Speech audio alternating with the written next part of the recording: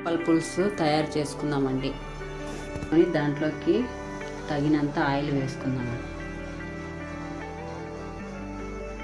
కొంచెం కరివేపాకు, ఆవాలు బాగా వేగాక ఇప్పుడు ఉల్లిపాయలు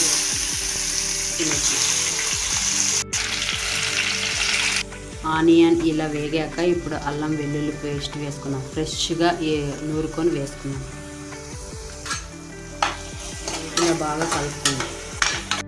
కొంచెంగా పసుపు 2 స్పూన్లు వేసుకున్నా కాదు, కొంచెంగా ధనియాల పౌడరు, అలానే గరం మసాలా పౌడర్, ఈ స్పూన్తో 2 స్పూన్ల కారం వేస్తున్నాం. బాగా వేయించుకున్నాం, పచ్చి వాసన వేయాలి.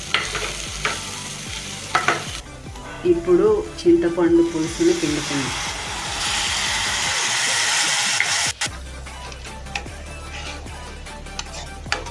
కూరకు తగ్గట్టు ఉప్పు వేస్తున్నాం. ఫిష్ మసాలా వేస్తున్నాం. ఇప్పుడు ఫిష్ వేసుకున్నామండి.